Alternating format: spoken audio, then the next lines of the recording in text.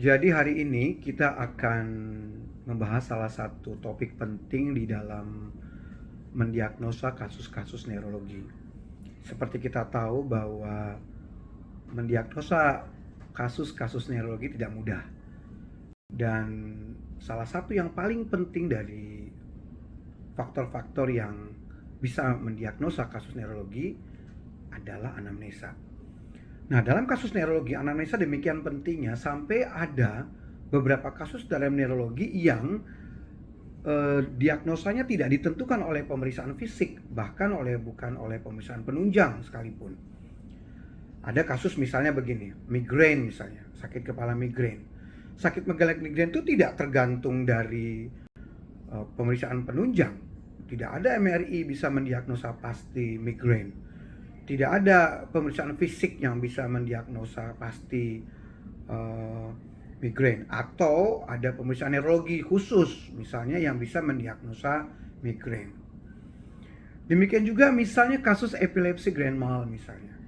Nah, kita tidak bisa itu dengan hanya pemeriksaan penunjang kita menyatakan itu epilepsi. Bahkan kadang-kadang kasus EEG pun dalam batas normal. Nah, yang paling menentukan itu adalah ternyata anamnesa. Itulah kenapa penting sekali bagi seorang mahasiswa kedokteran atau dokter yang memahami benar tentang bagaimana menemukan diagnosa dengan cara anamnesa yang tepat. Nah, anamnesa yang tepat itu sebenarnya sudah bisa menolong mendiagnosa 70-80% kasus. Itulah kenapa hari ini saya fokus pada bagaimana cara kita melakukan anamnesa pada kasus-kasus neurologi.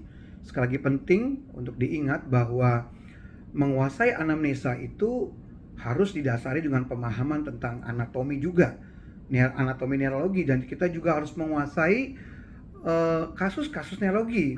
Misalnya bahwa kalau kasus neurologi itu stroke misalnya, kita harus mengerti bahwa term tiba-tiba itu penting. Pada kasus tumor misalnya, term perlahan-lahan secara kronik itu penting. Kita juga harus mengerti bahwa sakit kepala hebat pada aneurisma itu pecahnya pembuluh darah otak itu dengan term tiba-tiba gitu. Jadi kita harus memahami juga onset, kemudian manifestasi klinis dari setiap neurologi kasus gitu. Jadi dengan memahami itu kita bisa mengumpulkannya dengan mengingat apa yang penting dari semua kasus. Misalnya contoh, kalau kasus stroke, kita ingat bahwa yang paling penting pada anamnesa itu adalah statement tiba-tibanya karena sifatnya vaskular. Kalau kasusnya tumor otak misalnya, maka kita harus ingat yang paling penting adalah onset yang sesuatu yang berjalan secara perlahan-lahan tapi kronik. Kita ingat misalnya kalau nyeri pada HNP itu ada sifat nyeri radikuler. Nah, hal-hal ini juga penting bagi kita untuk menjadi catatan. Sehingga kalau kita punya catatan seperti itu, maka anamnesa akan lebih mudah gitu. Baik, kita akan mulai dengan apa sih sebenarnya tujuan daripada anamnesa, atau dalam bahasa Inggrisnya kita sebut dengan history taking misalnya. Jadi tujuan daripada anamnesa itu yang paling penting adalah untuk mengidentifikasi region dari nervous system mana yang sebenarnya menyebabkan keluhan itu. Misalnya saya tadi ulang ya, misalnya ada gangguan dengan mulut merot. Nah, mulut merot itu atau dysarthria itu sebenarnya region dari nervous system yang mana yang berpengaruh terhadap terjadinya bicara yang pelota, bicara yang cadel tadi gitu, atau orang mulut yang merot tadi gitu, atau ada orang sakit kepala hebat, maka region dari sistem saraf yang mana yang menyebabkan keluhan itu. Jadi site of the lesion itu penting sekali untuk kita bisa mengerti apa diagnosanya nanti. Nah, site of the lesion itu adalah dari kesimpulan dari anamnesa tadi. Nah, anamnesa tadi kemudian dikumpulkan nanti dengan pemeriksaan penunjang, pemeriksaan fisik neurologis, akan ketemulah site of the lesion. Ambil contoh ya, misalnya seperti saya ulang tadi, kalau ada orang lemah tangan kiri misalnya dan kaki kiri, maka kita bisa tahu site of the lesion atau regionnya dulu dari lesion itu adalah brain. Lalu brain yang sisi mana? Nah, itu site of the lesionnya. Oke, sisi kanan. Baru setelah kita ketemu site of the lesion-nya, lalu apa yang menyebabkan otak sisi kanan itu terganggu. Nah, itulah sebutnya namanya nature of the lesion. Ya, apa sih patologi prosesnya? Apakah suatu inflamasi? Apakah proses vaskuler? Apakah proses infeksi? Apakah proses tumor misalnya? Nah, itu kita harus dapati dengan cara kita mencari dengan anamnesa. Ya, sekali lagi, nomor satu penting untuk mengetahui region dari nervous system itu. Kedua, untuk mengetahui site of the lesion-nya. Dan ketiga, nature-nya. Itu tiga yang paling penting. Dengan mengetahui tiga hal itu, maka kemudian kita akan bisa memahami diagnosanya. Oke ya, jadi saya ambil contoh sekali lagi kasusnya. Misalnya kasus vertigo misalnya. Ada orang pusing berputar. Nah, region of nervous system-nya apa? Oh, gangguan keseimbangan. Misalnya problem pada sistem saraf di dalam telinga. Itu artinya ada gangguan vestibular misalnya di telinga. Site-nya mana? Sisi yang mana? Nature-nya apa? Oh, ada inflamasi. Sehingga dari situ kita bisa menemukan diagnosa klinis misalnya. Gangguan keseimbangan atau pusing berputar. Ya, lalu kemudian sisi mana yang terganggu? Misalnya sistem vestibular. Sistem vestibular mana yang terganggu? Dan apalagi dan proses patologi apa yang menyebabkan gangguan itu. Nah, itulah sebenarnya goal daripada history taking. Nah, memulai history taking yang paling penting itu adalah kita mendapatkan informasi sebanyak-banyaknya dari pasien kita, dari orang yang kita temui. Nah, mendapatkan informasi sebanyak-banyaknya itu dimulai dengan komunikasi yang baik. Komunikasi yang baik itu dimulai dengan kepercayaan dari pasien kita. Kalau pasien kita tidak percaya kepada kita, maka dia pasti akan menyembunyikan hal-hal penting yang mau disampaikan kepada kita.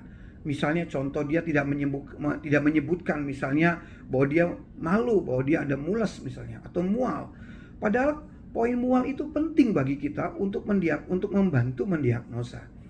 Nah, kepercayaan pasien inilah sebenarnya yang paling penting. Itulah kenapa penting sekali kalau kita memulai suatu pertemuan anamnesa dengan pasien kita, dimulai dengan menyatakan siapa kita. Misalnya saya adalah dokter muda. Saya dokter muda bagian neurologi yang bertugas hari ini, dan saya minta izin untuk Bapak untuk bertanya-tanya mengenai kondisi Bapak. Lalu nyatakan tujuannya apa. Misalnya saya akan bertanya kepada beberapa hal penting untuk Bapak supaya saya bisa mengetahui sebenarnya kasus penyakit Bapak apa, dan dari situ saya akan bisa mendiagnosa dan kemudian saya bisa tahu pemeriksaan penunjang apa yang diperlukan untuk menolong Bapak. Jadi dengan mengintroduce diri kita, dengan mengenalkan diri kita secara jelas, siapa kita, itu akan membuat orang percaya dan kemudian dia bisa menyatakan semaksimal mungkin apa yang akan kita tanya kepada dia. Tapi coba kalau kita datang, misalnya kita langsung datang, Pak, saya mau tanya, Bapak keluhan apa? Nah, itu akan membuat orang kaget, ini siapa? Ini dokter atau siapa ini? Atau perawat atau sebenarnya benar dokter atau bukan? Kok cara berbicaranya seperti ini gitu? Dan ini akan membuat pasien akhirnya ragu-ragu dan tidak mau menyatakan apa yang sebenarnya kita mau dari pasien kita, dari dia gitu. Jadi juga penampilan seorang dokter muda atau dokter itu waktu melakukan anamnesa juga penting ya. Kita kadang-kala suka lupa gitu bertanya kepada pasien pakai tas gitu ya. Kemudian sambil megang HP, sambil ngomong-ngomong di HP gitu ya. Nah, itu juga tidak baik. Kita harus menunjukkan diri kita peduli kepada sakitnya dan empati, dan kedua, kita mau mendengar gitu apa yang disampaikan. Jangan dikit-dikit kemudian kita potong, itu membuat pasien tidak nyaman. Jadi itu yang paling penting ya. Nah, beberapa hal yang perlu kita identifikasi dari pasien itu juga penting. Ya, saya catat di sini ada misalnya nama, usia, jenis kelamin, pekerjaannya apa, tinggal di mana, sisi dominan kita apa. Nama itu penting ya. Nama itu bisa menunjukkan juga misalnya dari suku mana dia. Dan dari suku mana dia kita tahu ada budaya-budaya tertentu dari satu suku yang bisa nanti berkaitan dengan penyakit yang kita sedang cari gitu. Nama juga bisa menunjukkan misalnya budaya misalnya, atau kita bisa cek nanti di status gitu ya, sama tidak gitu. Tanya namanya dulu, bapak namanya siapa, atau kita sudah tahu namanya Amir gitu, lalu kita cek statusnya, oh betul namanya Amir. Jadi jangan sampai data yang ada di dalam status itu kemudian dengan nama itu berbeda. Maka penting sekali kita mencek nama itu. Usia kenapa kita tanyakan? Karena memang ada penyakit-penyakit tertentu yang berhubungan dengan kasus-kasusnya. Misalnya pada problem memori atau sering lupa, maka usia 20 akan menjadi pertanyaan, betul enggak ini gitu. Demensia, jangan-jangan bukan demensia nih. Jangan-jangan dia pura-pura lupa. Tapi kalau umurnya misalnya usianya dia lupa gitu ya, tapi umurnya memang umur 60-70 tahun, oh ya sesuai gitu. Lalu ada penyakit-penyakit tertentu yang berhubungan dengan usia, misalnya usia muda. Ya, multiple sclerosis sering terjadi pada usia muda misalnya. Myasthenia gravis bisa terjadi pada usia tua dan usia muda. Jadi itu penting untuk bisa mengetahui usia itu. Jenis kelamin, penyakit tertentu, multiple sclerosis, myasthenia gravis itu banyak terjadi pada wanita. Jarang sekali di Indonesia terjadi pada laki-laki. Jadi misalnya ada pasien dicurigai ada kelemahan, lalu kemudian MRI-nya menunjuk multiple sclerosis, jangan-jangan. Tapi begitu kita tahu age-nya misalnya sudah tua, ya umurnya 60 tahun, laki-laki, nah kasusnya jarang. Jadi penting nih ya, adik-adik semua, usia dan jenis kelamin itu bisa menyatakan suatu penyakit tertentu. Pekerjaan, ya pekerjaan juga, misalnya ada orang sakit dengan tension headache, sakit dengan shoulder pain, sakit dengan back pain, itu bisa berhubungan dengan, oh ya pekerjaannya dia karyawan, dia sering ngetik dan sebagainya. Ada orang yang bekerja di pabrik kimia, ternyata kakinya berhubungan dengan kesemutan, baal berhubungan dengan penyakitnya. Jadi bisa juga ada orang vertigo, ternyata memang kepalanya sering nunduk itu karena pekerjaannya. Residen, tempat dia tinggal. Kita lihat misalnya area pasien-pasien tertentu bisa berkaitan dengan area tertentu, misalnya area kumuh, area perkotaan. Ada orang dengan riwayat TBC misalnya tinggal di mana, itu penting bagi kita untuk mengetahui tempat tinggalnya. Handedness, sisi kanan atau sisi kiri. Ada orang datang dengan keluhan MRI-nya lesinya di sebelah kanan gitu. Tapi kok afasia? Nggak cocok, karena afasia motorik itu kan biasanya lesi otak yang kiri ya.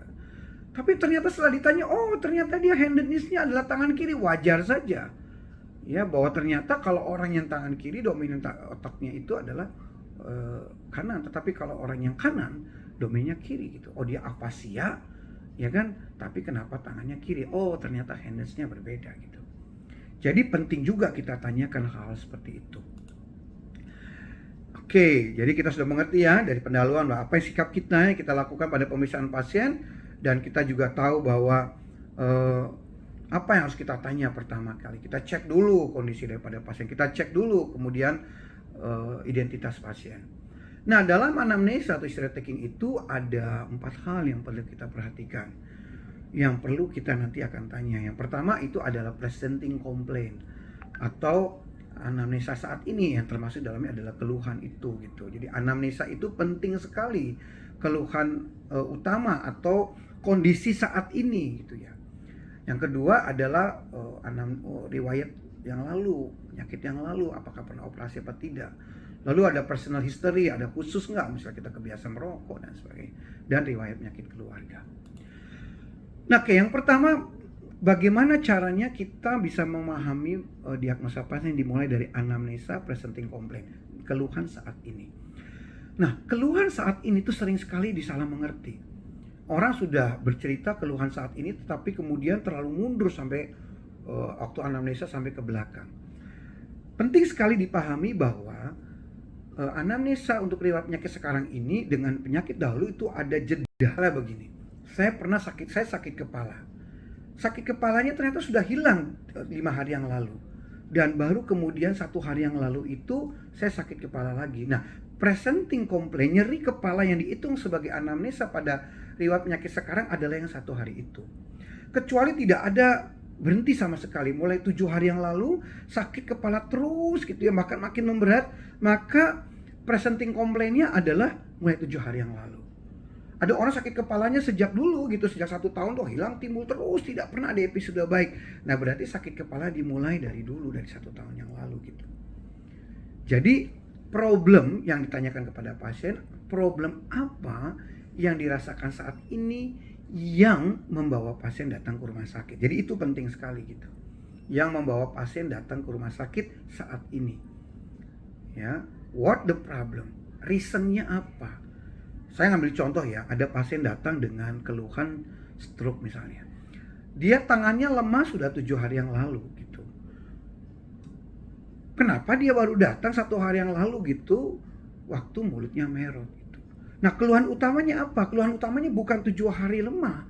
Keluhan utamanya itu adalah bicara pelok 1 hari yang lalu. Ya kan, lalu tapi di dalam perjalanannya kita bisa menceritakan 7 hari yang lalu pasien mengeluh. Nah, itu tadi saya bilang dengan determine the order of the presenting complaint. Jadi kita catat mana aja keluhan pasien. Lalu kita singkirin mana yang terdahulu, mana yang paling terakhir. Misalnya begini, ada pasien datang dengan keluhan sakit kepala, tapi dia kemudian mengeluh tangannya sakit juga, kakinya sakit juga. Coba dicek, sebenarnya apa yang membuat dia datang ke rumah sakit. Lalu kemudian kita urut-urut mana yang prioritas yang membuat dia datang ke rumah sakit. Ya kan? Jadi sekali lagi, pertama, apa keluhannya? Keluhan membuat dia datang saat ini. Dan yang kemudian keluhannya banyak. Kita cek mana yang prioritas yang harus kita evaluasi gitu. Ya, itu namanya presenting complaint-nya. Lalu setelah itu kita bisa detailkan. Oke, keluhan yang mendatar yang utama adalah sakit kepalanya gitu. Nah, lalu kita detail sakit kepalanya. Oke, Pak, Bapak keluhannya adalah sakit kepala sejak 2 hari yang lalu. Baru kita mulai detail. Sakitnya sisi yang mana? Seberapa parah? Kapan mulainya? Berapa lama? Apakah frekuensinya sering atau tidak? Faktor apa yang mencetuskan? Faktor apa yang menghilangkan? Dan berapa lama itu terjadi? Saya ngambil contoh lah ya, kalau ada orang sakit kepala. Sisi mana yang sakit? Sisi kanan, Dok, yang sakit. Berapa berat? Kira-kira kalau 0 itu ringan, kalau 10 sakit kepala, oh 10 dong. Atau kita apa? Ringan, sedang, berat sekali, Dok. Oke, jadi sakit kepala sisi kanan yang berat sekali. Sejak kapan? 2 hari yang lalu. Oh, akut. Subakut kira-kira 3-5 hari. Kronis sudah lama, Dok. Oke, berapa lama sakit kepalanya berlangsung? Wah, ini, Dok, 8 jam, 6 jam terus menerus. Berapa sering? Seminggu sekali, 2 hari sekali. Apa yang membuat enak? Kalau tidur, Dok. Nah, itu jadi penting untuk kita nanyakan karena ada penyakit-penyakit tertentu yang berkait dengan jenis penyakit itu. Misalnya gini, misalnya tension headache, maka dia biasanya sisi kanan misalnya atau sisi kiri. Berapa berat? Biasanya tipenya sedang, 6-7. Onsetnya kapan? Udah lama sih, Dok, hilang timbul. Durasinya biasanya 2 jam hilang. Apa frekuensinya? Wah, 2 bulan sekali.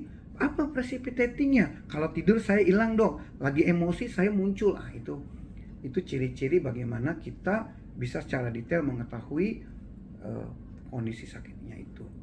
Oke, contohnya misalnya sakit mulutnya merot misalnya.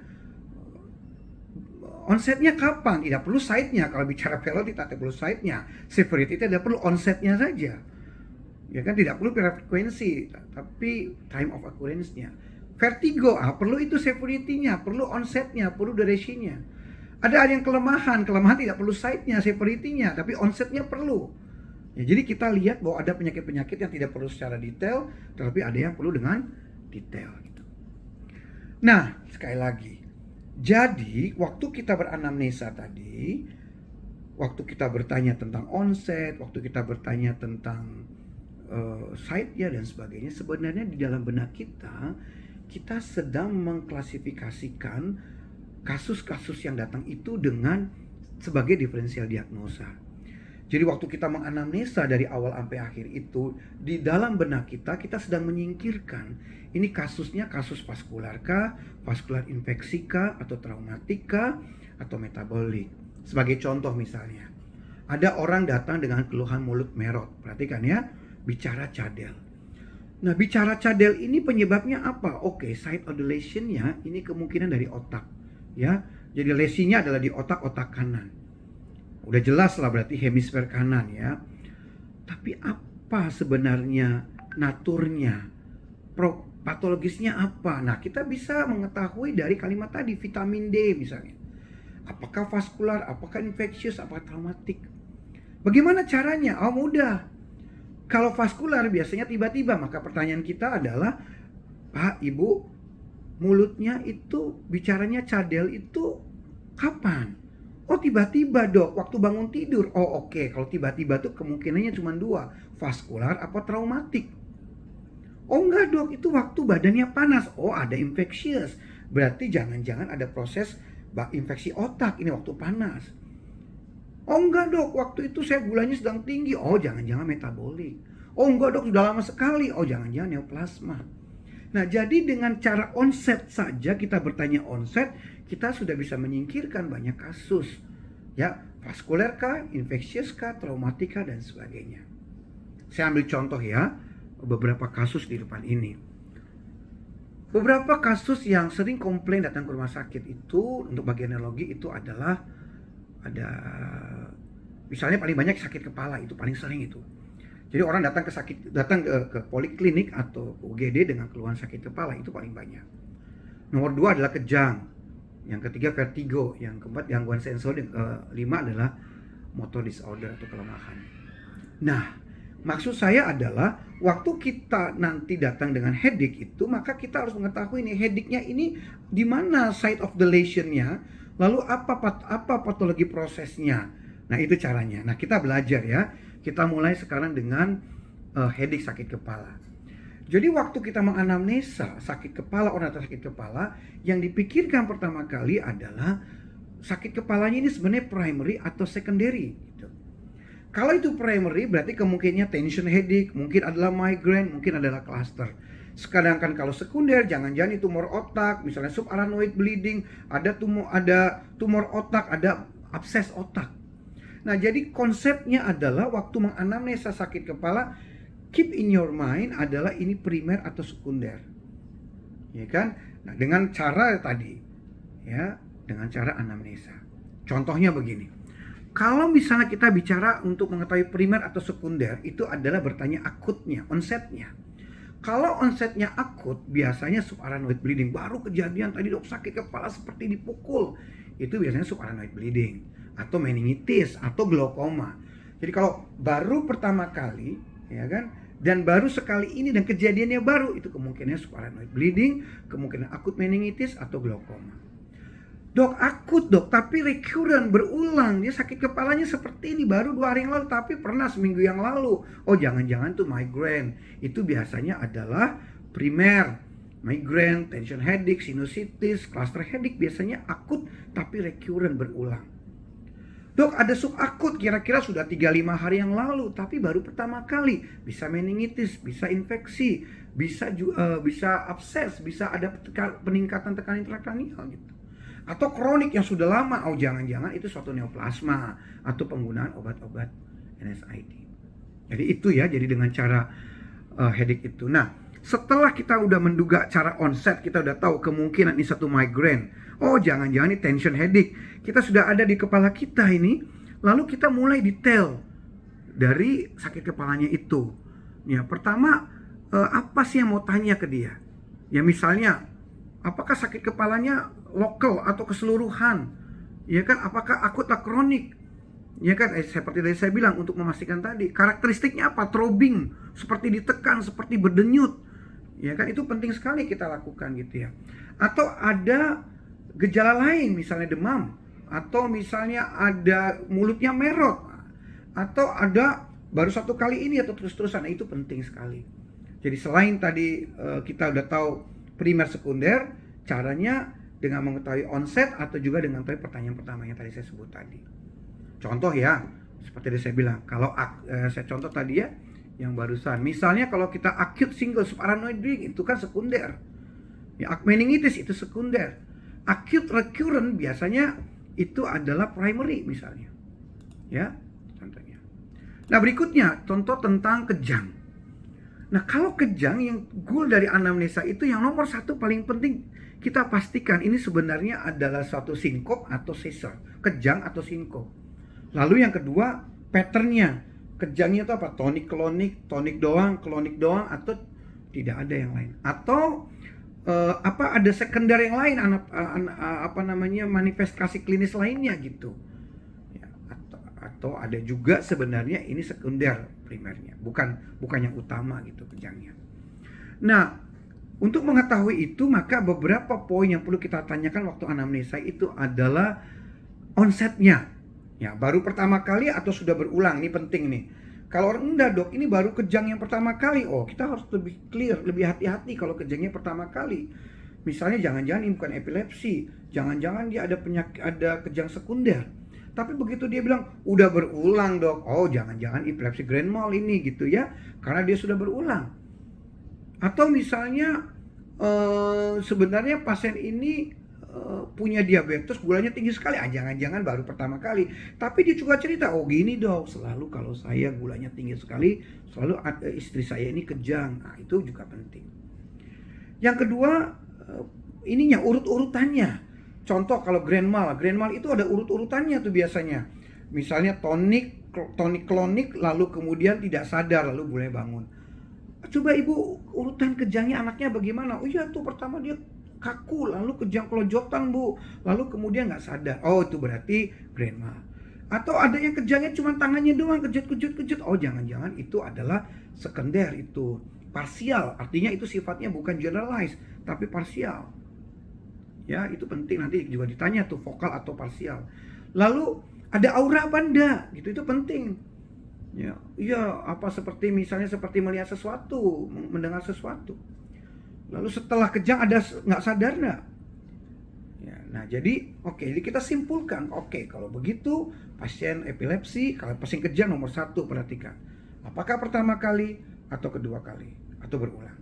Kedua, pastikan apakah seluruh tubuh kejangnya atau cuman parsial saja. Yang ketiga, apakah ada penurunan kesadaran atau tidak? Ya kan? Kalau ada penurunan kesadaran, oh jangan-jangan grand mal. Seperti tadi urut-urutannya ya, tonik, klonik nggak sadar. Atau kemudian enggak dok, dia sadar. Sadar dan parsial. Itu biasanya sifatnya adalah sekunder.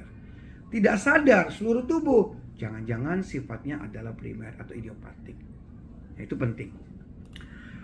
Lalu vertigo contohnya. Vertigo ini yang paling kita harus perhatikan, nomor 1 adalah perhatikan. Ini sebenarnya cuma pusing biasa atau berputar. Atau jangan-jangan cuma ada pasien yang keluhannya cuma sekedar seperti blank misalnya. Atau sebenarnya cuma disi sesaat gitu. Nah, ini penting. Yang kedua, yang paling penting setelah dipastikan ini benar vertigo, maka yang dipastikan adalah ini sebenarnya vertigo perifer atau sentral. Nah, bedanya apa? Ya tadi saya bilang kalau central vertigo itu bisa dia bagian dari migrain. Jangan-jangan ada stroke misalnya. Itu bisa, atau penyakit multiple sclerosis. Sedangkan kalau yang vertigo yang perifer biasanya Meniere disease, ada BPPV dan sebagainya. Itu penting sekali. Ya, jadi ingat ya, membandingkan antara perifer dan sentral waktu orang datang dengan vertigo. Apa yang bisa kita tanya? Pertama, apakah ini vertigonya berulang? Kalau vertigonya berulang, sudah hampir pasti vertigo perifer. Kalau vertigonya baru pertama kali pada orang tua, hati-hati, jangan-jangan vertigo ini bagian dari sentral. Oh enggak dok, ini vertigonya berulang pada orang tua, kemungkinan memang BPPV misalnya gitu. Lalu yang kedua, perhatikan apakah ada dipengaruhi oleh posisi atau tidak. Karena biasanya BPPV berpengaruh oleh perubahan posisi.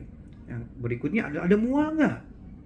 Atau ada gangguan defisit neurologis? Iya ada vertigo, tapi bicaranya cadel. Jangan-jangan ini suatu vertigo sentral misalnya. Jadi dalam anamnesa itu kita sudah tahu nih sebenarnya ini vertigo sentral. Kemungkinan penyebabnya ada stroke. Ini vertigo perifer, kemungkinan BPPV. Dari situ kita anamnesa saja. Kita udah nggak perlu periksa penunjang itu kalau BPPV itu. Sudah jelas anamnesanya. Sudah 90% sudah tegak gitu. Berikutnya adalah masalah motor disorder atau gangguan kelemahan. Pastikan penting adalah apakah ini flaksid atau spastik. Betul, flaksid dan spastik itu hanya dengan pemeriksaan klinis. Tetapi kita bisa sebelum kita melakukan pemeriksaan klinis kita bisa mendeteksinya. Flaksid biasanya sifatnya monoparese. Ya artinya areanya kecil, cuma tangan doang atau kaki doang. Kecuali misalnya penyakit GBS ya, diflasik seluruhnya gitu. Saya tadi bilang umumnya. UMN biasanya spastik, areanya lebih luas, misal sebelah gitu ya, tangan dan kaki, dan biasanya disertai gangguan sensori dan otonomi. Itu umumnya, tidak pasti. Itulah kenapa dalam motor disorder biasanya fokus kita memang pada pemeriksaan fisik, pemeriksaan fisik neurologis, bukan pada anamnesa. Ya kan? Tetapi kita bisa menolong, bisa kalau mengetahui misalnya gini, kalau gangguannya sifatnya proksimal atau distal. Kalau kelemahannya sifatnya proksimal, biasanya sifatnya adalah gangguan-gangguan pada lokomotor neuron atau yang sifatnya gangguan pada otot. Sedangkan yang biasanya penyakitnya yang berhubungan dengan distal itu biasanya penyakit yang berhubungan dengan neurologi. Artinya bahwa penyakit-penyakit neurologis itu biasanya sifatnya distal. Ya, sedangkan penyakit yang otot biasanya proksimal. Jadi kalau ada orang datang kelemahannya bilang apa? Wah, saya nggak bisa naik tangga. Oh, kalau nggak bisa naik tangga berarti sifatnya itu proksimal. Jangan-jangan penyakit otot. Kalau misalnya saya nggak bisa ngangkat tangan, oh berarti proksimal. Saya nggak bisa jinjit, oh itu berarti kemungkinan distal. Berarti kelawannya neurologi, ya bukan proksimal. Jadi kita dari situ kita bisa apa namanya sudah mulai bisa mendeteksi sebenarnya. Apa yang mau kita tanya? First time atau recurrent? First time, jangan-jangan ada penyakit stroke, jangan-jangan ada penyakit myelopati misalnya. Tapi recurrent, oh jangan-jangan ini adalah paralisis periodik karena kurang kalium. Patternnya apa? Distal atau proksimal? Progresif atau tidak? Oh progresif, oh jangan-jangan satu GBS. Apa ada gangguan sensori, otonomik? Itu juga penting. Dan apakah ada riwayat trauma atau infeksi? Jadi itu ya anamnesa untuk riwayat penyakit sekarang. Nah, riwayat penyakit dahulu jangan campur dengan riwayat penyakit sekarang. Riwayat penyakit dahulu itu terpisah dengan riwayat penyakit sekarang. Jangan dimasukkan di riwayat penyakit sekarang. Contohnya riwayat penyakit dulu adalah misalnya gini. Ada pasien datang mulut merot, kita curiga ini stroke. Maka kita perlu history takingnya. Apakah dia punya riwayat hipertensi, punya riwayat diabetes, punya kolesterol tinggi, itu penting. Jadi terpisah, jangan dimasukkan di dalam anamnesa riwayat penyakit sekarang. Nah, post medical illness itu termasuk adalah accident. Ya kan, apakah ada riwayat infeksi? Jangan-jangan otaknya kejang, dia pernah infeksi otak. Ya, apakah dia punya trauma kepala? Jangan-jangan vertigonya itu karena pernah trauma kepala, karena banyak BPPV atau vertigo perifer berhubungan dengan trauma kepala. Atau gimana riwayat kelahirannya? Ya. Jadi itu penting ya, kita tahu ada stroke. Berarti kita tanya hipertensi, diabetes itu dimasuk di dalam history takingnya. Yang kedua family history, karena ada juga kasus yang berhubungan. Tapi umumnya kita harus tahu bahwa ini harus hubungannya dengan first degree relative, sibling ya, jadi atau anak. Jadi jangan di atasnya kakek, itu nggak ada gunanya. Karena kita bisa lihat ada penyakit-penyakit yang berketurunan misalnya gitu, diabetes misalnya itu berhubungan gitu. Dan yang terakhir adalah personal dan social history. Merokok itu bisa mendukung orang yang sakit stroke, atau apakah dia makan obat-obat tertentu, apakah dia minum alkohol, itu akan mendukung kasus-kasus yang berhubungan dengan riwayat penyakit sekarang. Oke, jadi yang saya simpulkan bahwa dari keempat hal tadi kita bisa menyimpulkan diagnosanya. Tapi dari riwayat penyakit sekarang dan penyakit dahulu kita juga bisa menyimpulkan diagnosa klinisnya, topisnya, etiologisnya. Sehingga kemudian kita bisa minta pemeriksaan penunjangnya apa yang kita dapat dari resume tadi. Ya kan, dari resume ditambah pemeriksaan fisik. Sekali lagi anamnesa, pemeriksaan fisik, ketemu diagnosa klinis, topis, etiologis, baru kita bisa pemeriksaan penunjang. Anamnesa bisa menolong 80% diagnosa, ditambah pemeriksaan fisik dan neurologis, sehingga kemudian kita pakai pemeriksaan penunjang, sehingga kita bisa mendapatkan 100% diagnosa. Jadi itu kesimpulannya, riwayat penyakit sekarang penting. Riwayat penyakit dahulu mendukung, riwayat penyakit keluarga dan personal mensupport. Anamnesa yang baik disertai dengan pemeriksaan fisik yang baik akan menghasilkan diagnosa yang baik. Semoga kuliah anamnesa ini sangat berguna dan bisa dipakai untuk praktek sehari-hari.